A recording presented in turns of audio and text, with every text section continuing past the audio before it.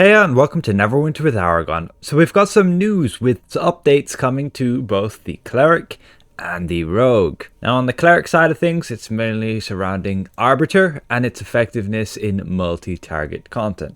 Does particularly decent in single target content, it's just they were really lacking on beating up groups of enemies. You'll notice it a lot, especially in solo content. As for the Rogue, well, it suffers from being a melee damage dealer and having a Paragon path which is pretty meaningless. The Whisperknife. Very niche uses for it, in particular burst multi-target damage, which can be a mix of single target too. You may see some cheesy fights with, let's say, the first boss in Vault of Stars, where you can consume all of the ads and stick them into your shadowy demise and nuke the boss. Some edge cases, but outside of that, it just does not have the sustained damage, particularly in single target, to compete in any way versus the assassin.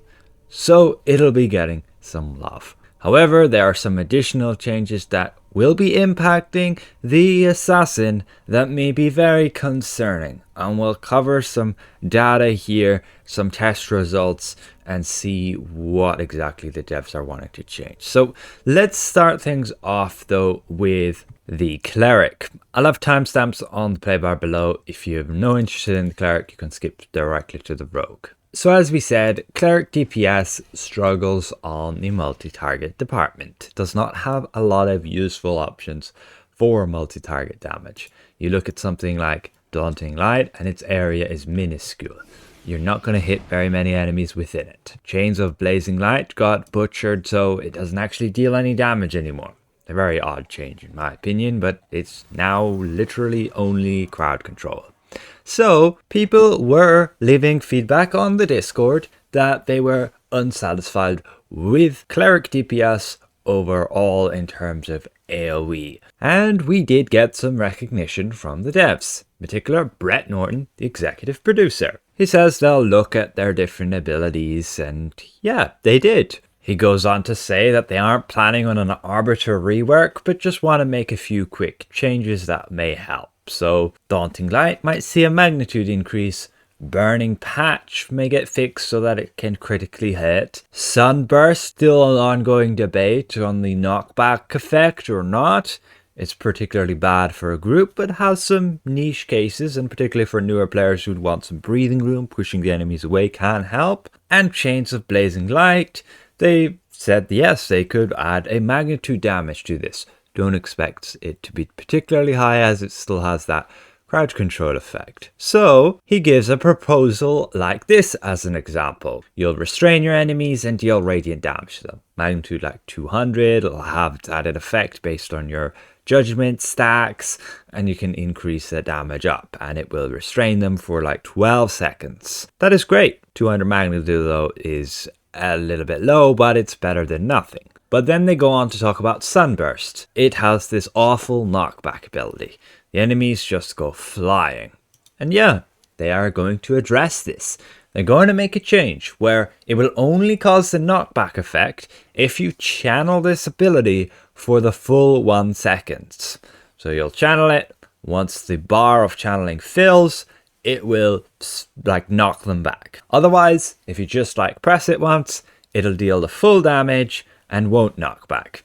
And again, the damage will increase based on your judgment stacks. So that would be an excellent change, making both Sunburst and Chains good in multi-target, making it a lot better just beating up ad groups. Now additionally, with the Searing Javelin, there is a problem where you have to target an enemy to cast this. And in group content where enemies are dying really quick, if your target dies while you're casting it, it basically does nothing, and it can be just frustrating. And so with an upcoming change, Javelin will no longer need a target. You'll be able to cast it as like a line attack, regardless if you actually have an enemy within that area. It's up to you whether you want to still cast it. This will help a lot. So overall, it's looking good for Cleric AoE. It's gonna have that Chains, which is going to actually deal damage to targets. Sunburst won't just make them go flying, And Javelin you'll now actually be able to cast properly if your target dies. So now we move over to Rogue, and in particular the Whisperknife. What will they be changing with that? We'll mention the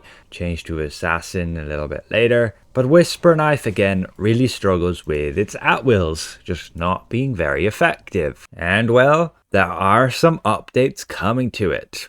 First of all, Cloud of Steel, we can see the base magnitude is going up to 60. This before was just at 40. Additionally, the stacks where it increases its damage will go to 5% stacking 10 times versus just 2.5% stacking 10 times. Then there's also the damaging over time and debuff at will, Disheartening Strike. This is going to have its base damage increased pretty heavily along with the damage over time. Magnitude gone to 75 instead of just 40, and its damage over time has actually showing properly at 450. I mean, I can hope this is 450 damage per second over 10 seconds, but I think it's just going to be 450 magnitude divided over 10 seconds, being 45 magnitude per second. Before it was like 75 magnitude divided over 10 seconds, which was terrible.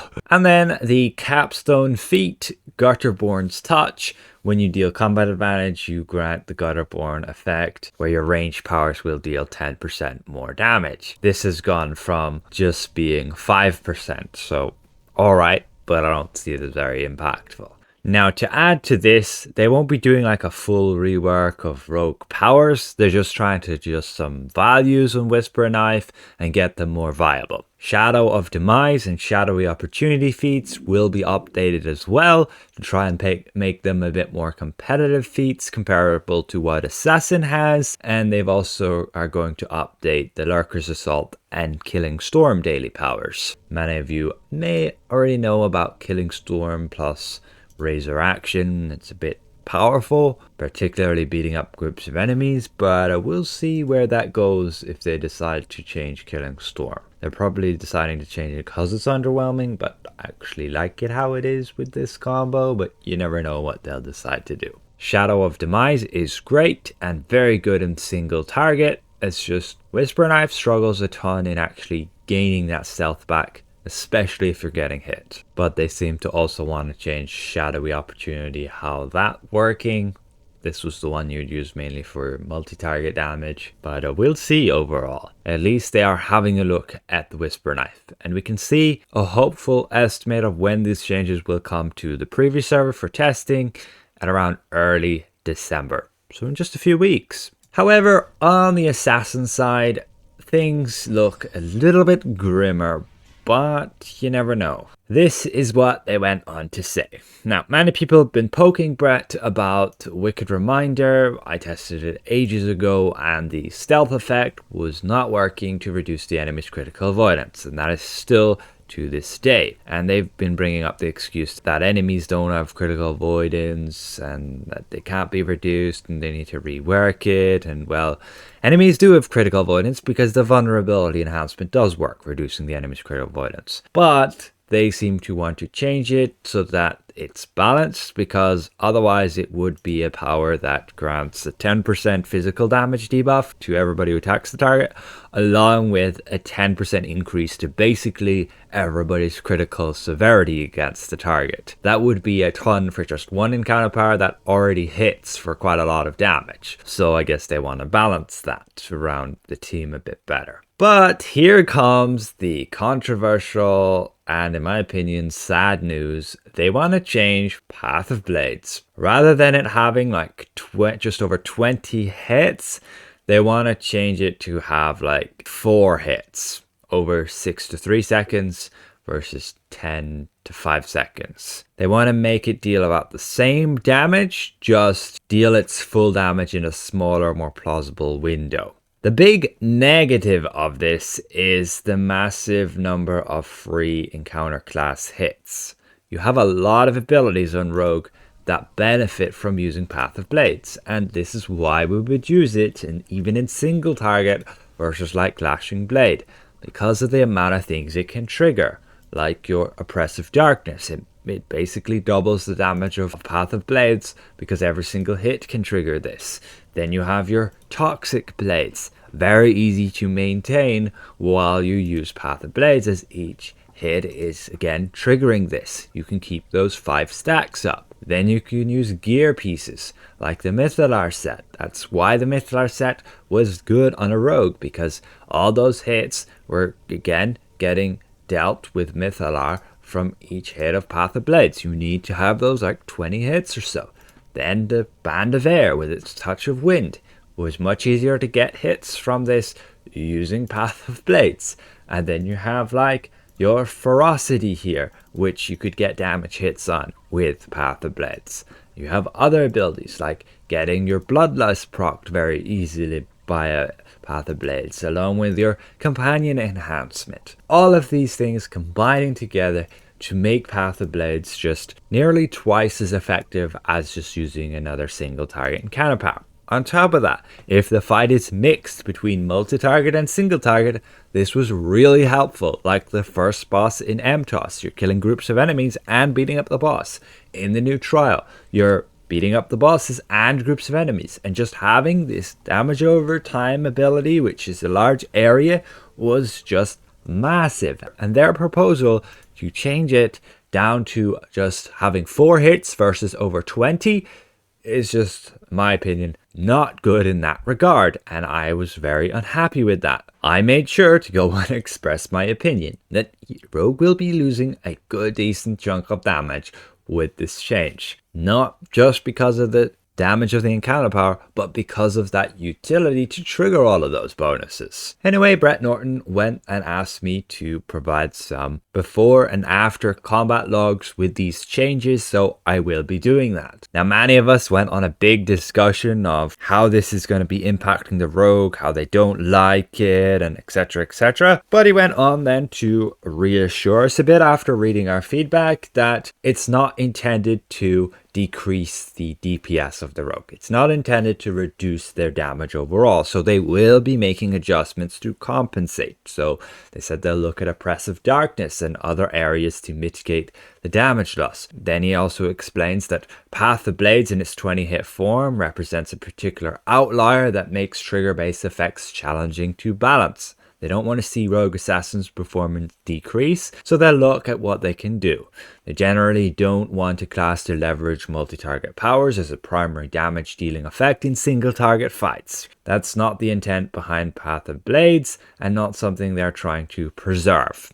Meaning something like Lashing Blade or another single target power should outperform Path of Blades in single target. That's good and all, and I guess that makes sense, right? I would like you to look at Warlock though. It has very little single target powers that do much compared to just using its multi-target powers. So I'm okay with that, but it really depends on what they do. Their proposal in changing Path of Blades means, yeah, we're going to be changing our builds quite a lot. So I may very well hold out on making a Module 27 Rogue build until these changes come to pass.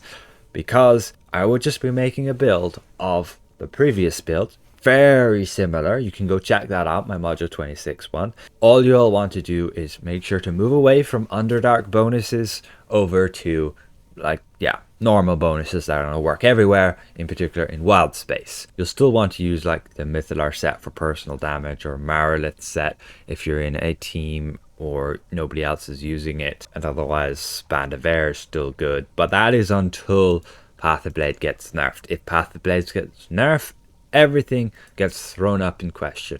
We'll probably dump Band of Air. We'll probably dump the Mythalar set. The rotation on our powers will change a bit. We'll probably just use Lashing Blade instead of Path of Blades, but it depends what they do. So I done some testing to see what would happen. What is the damage now of Path of Blades versus Lashing Blade per se? And you can see that right here. Over a 7-minute test, we just look at the damage per second here, DPS, and overall, this was just using Path of the Blade when it's off cooldown from stealth. That was it. Against one target, the boss dummy here. We'd go in stealth, use Path of Blades, well, we'd make sure we have combat advantage, and whenever it's off cooldown, we go and we do that again. And this is our data after the time has passed. And you can see overall it's nearly 96,000 encounter DPS, average damage per second. But the big thing here is you can see Path of the Blade, not even the top damage there. Oppressive Darknesses. And that is because every hit of Path of Blades is triggering Oppressive Darkness. But additionally, it's triggering Poisoned, which is those toxic blade stacks. You can see that just here. Normal encounter powers can trigger this as well, but you only gain one stack, and you can't maintain these stacks properly when you use your other abilities. We will compare versus Lashing Blade in just a sec, but that's what Poisoned is. This is Toxic Blades. We're using Touch of Wind. You can see that there as well, gets a decent chunk of damage. With Bloodlust, with Raw Pressure. And so we move to Lashing Blade. And you can see it's gone down to like 57,000 encounter DPS. So we've lost a lot of damage by just going Lashing Blade. We don't have as much damage at all from all those other effects. Lashing Blade alone is, yes, like 40,000 DPS. Plus Oppressive Darkness there, 44,000 DPS. But you compare that to your Path of Blades, and you can see that Oppressive Darkness plus Path of Blade is already the same damage as you'd get with just Lashing Blade. So, but then you throw on all the other effects that your Path of Blades can trigger, and yeah, Path of Blades just becomes a lot better, a lot better. So my analysis looks something like this. Using Lashing Blade, you lose like 70% damage compared to the Path of the Blades. You're going from 57,000 encounter DPS with your Lashing Blade, multiply that by 1.7 and you go to 96,000. So what I would do is change the magnitude then of Lashing Blade. Change its useless effect of when you use it from stealth, it deals an additional 50% damage on a critical hit, because we have our critical severity already maxed out. What I would do to compensate with the change to Path of Blades is make this added effect just deal an additional 500 magnitude. And you see that via these notes here. Since there is that 70% damage difference here, give it that 500 extra magnitude when used from stealth, rather than this useless added 50% critical severity to the attack when used from stealth. It does not go over the cap of 90%, so is very useless. So ultimately, that's it. Bit concerned with the change to Path of Blades. Not a fan personally. Path of Blades was just really good. Loved it as it is. Like the massive amount of hits it has. Made the rogue unique in that way, and I was always envious of this power when playing any other class. I always wanted it on those other classes. But I guess nothing can last forever, and it will create a bit more of a balance of focusing on single target damage. Just will be annoying on trying to make a hybrid build. What are we supposed to really use when you need that mix of single target and multi-target? Maybe the newer version of Path of Blades will still be decent, but I think it will miss a lot without having all the other additional effects being able to trigger as much, going from over 20 hits per cast to just 4. So again, look forward to updates from me in future videos. I will get on to testing these as soon as they're released for us, and we shall see. A massive thank you again to all these channel members for their added support, and we'll see you guys around. Goodbye for now.